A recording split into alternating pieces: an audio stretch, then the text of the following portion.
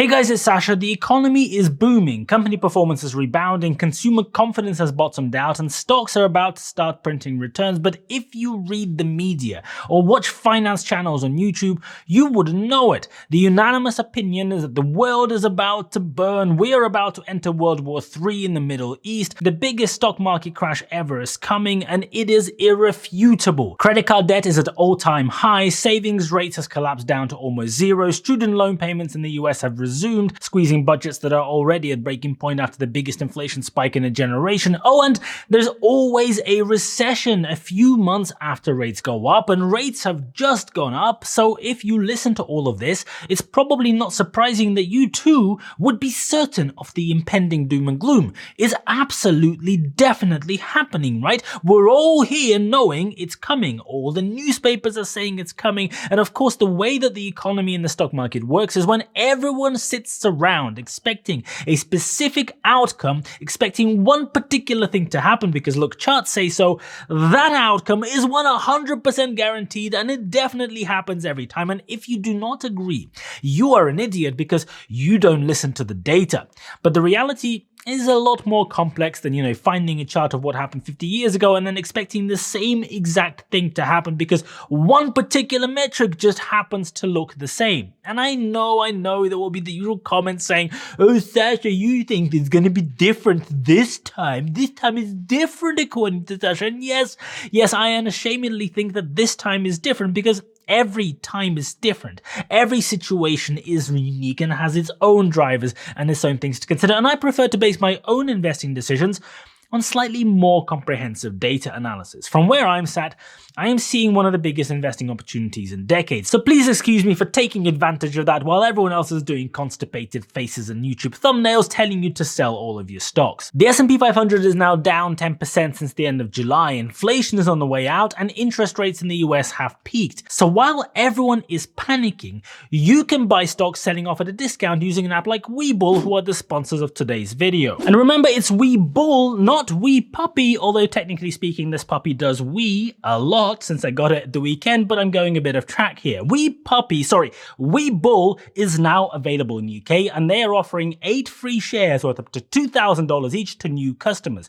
All you have to do is use my link in the description and make a deposit and then make a trade. So Webull will pay you to try the platform out and see if you like it. Remember, it's not Wee Puppy, it's Webull. The link for your free shares is in the description. Now everyone looks at this chart of the S&P 500 and says, look, the stock market bounced almost all the way back up in 2023, so the real crash hasn't happened yet. The real stock market crash is coming, and when it comes, it is going to be brutal. Because even at the bottom in September last year, the stock market was only down 25% from the peak, and if we had a real crash, that could easily go down 40 or 50%. But the truth is, the stock market crashed last year and has not recovered. You just can't see it because at the same time as the stock market crashed, ChatGPT arrived and any company that could be lazily linked to AI saw their share price explode. You often read about the magnificent 7 stocks that are pulling the whole of the S&P 500 up. These are Apple, Microsoft, Alphabet, Amazon, Nvidia, and Tesla. And yes, without those big stocks, the rest of the stock market put together is actually down this year instead of being up 9%. But the reality is even more stark and much worse because of these big 7, Amazon and Tesla, for example, haven't really been propping the stock market up. The stock market crash started at the beginning of January 2022, and since then, Amazon and Tesla have both underperformed. They've performed significantly worse than the S&P 500. But they are big, well-known companies, so I guess it makes for a good story if you're a journalist, so you might as well throw them in there to write a good headline. But if you take out Amazon and Tesla, there are plenty of other beneficiaries of the AI boom. Companies like Adobe, ServiceNow, and Synopsys. Then you have the energy sector that blew up because of oil and gas prices that went through the roof after Russia invaded Ukraine. Chevron was up 42% until the stock market realized that all of the profits had nothing to do with the stock and everything to do with commodity prices, so they won't continue after the earnings last week. ConocoPhillips is up 63% since the start of 2022, but if you strip out energy companies and the AI boom, the rest of the stock market crashed starting in Q4 2021, and there has been no recovery. Retail investors seem to only be interested in big tech, which has done very well recently, and meme stocks like AMC, GameStop, and Palantir? Well, I guess they're also interested in NFTs of monkeys wearing funny hats, although I think we're not meant to talk about that anymore and pretend like that never happened. But let me show you the numbers that you really need to pay attention to, because I haven't seen anybody else talk about these. Over the last 3 years, we have seen an inflation run in the United States for only the second time in modern history. We have seen interest rates go up at the fastest rate in modern history to combat that inflation. In 2021, people were flush with cash because everyone was locked at home, not being able to go out to spend their money, and the government was stimulating the economy at the same time by more than the sum of the stimulus of the economy over the 100 years before that point.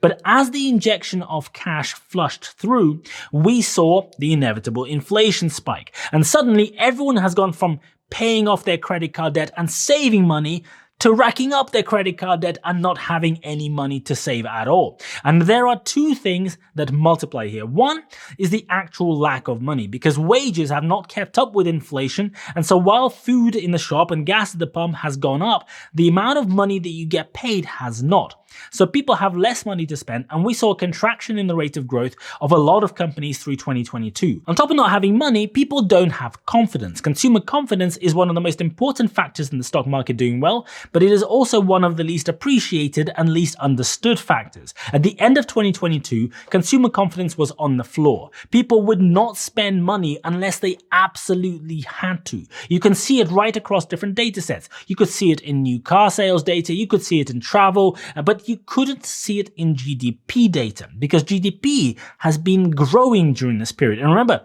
the figure that you see reported is real GDP. This is GDP adjusted for inflation. So how come GDP adjusted for inflation is not a reflection of what's actually happening in the economy? Because it is adjusted, right? Well, it's because GDP adjusted for inflation is not what actually happens to regular people's budgets and them trying to manage the money that comes in and goes out every month.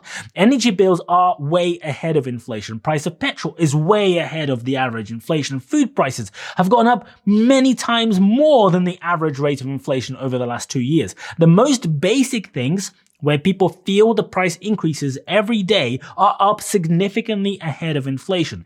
So people's perception, people's understanding of how much things cost, people's feelings on how bad the situation is are based on what they do and what they see and what they experience every single day. People are spending more on those things because they have to, while at the same time new car sales are down, luxury goods sales are down, travel spend is down, all non-essential activity is down. But you know who really understands consumer confidence?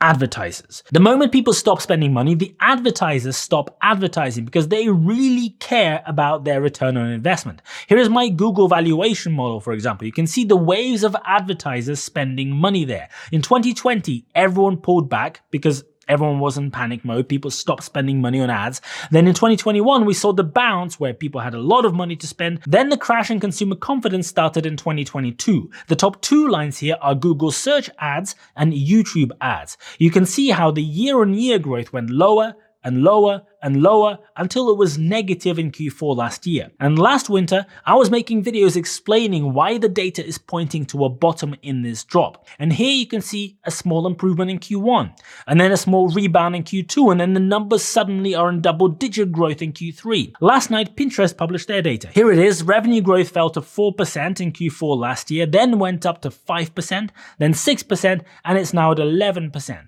Here is Facebook's advertising revenue. Q4 last year, it was a drop year on year. Q1 was a bit better. Q2 was even better than that, and Q3 is up 23%. But a lot of that rebound is not coming from advertising rates. Look at Facebook. Their user base grew from 2.93 to 3.14 billion in the last year. For a company that is so mature and already has that many users, this is a pretty big rate of growth. If you take that out, the growth in advertising spend is only up 15% year on year. Still pretty good compared to what happened last year though. Pinterest users grew by 8% year on year. So if you normalize for that, the advertising revenue there only grew by 3%. Right now, we are seeing just the very start of the rebound in consumer confidence. And if the advertising rates go back to anything like what they were before the crash that we started seeing in 2022, these companies are going to benefit a lot. On our website business, we are seeing ad rates start to slowly creep up back in October as well. All of these stocks are seeing their share price absolutely get destroyed because revenue growth is down. But outside of the AI bubble and sectors like energy and food, this story is the same everywhere. Tesla has been cutting prices all year, and investors were suddenly surprised when the quarterly data showed lower growth and lower margins. Stock is now down 25% in just the last few days, but if you dive deeper into the macroeconomic data, it looks incredible. The crash has already happened. Many stocks that aren't in inflation pump sectors or in AI are down 50% or more. You're looking at a stock market where stocks are being sold at a discount that only happens once a decade at best. And instead of buying these stocks, as per usual, everyone is waiting for the biggest crash ever. Everyone's waiting for the big recession. Everyone's waiting for the prices to go even lower. When your favorite chocolate bar is on sale at a shop with a 50% off sticker, you of course do not buy it and you wait to see if maybe it's going to be on sale at 60% off next month. But don't worry, there is no rush in buying Tesla at below 200 or whatever prices are going to go to in the next few days. There will be plenty of opportunities to load up like a boss at $500 when consumer confidence returns. Don't waste your money in a market when stocks are cheap and going down because you could be buying a falling knife. The next day, the stock might be even cheaper. Instead, it's much better and much safer to wait until we hit new all-time highs after the stocks go back up 100 or 200 or 300%, because only then can you be sure that the stock market is doing well again and invest with confidence.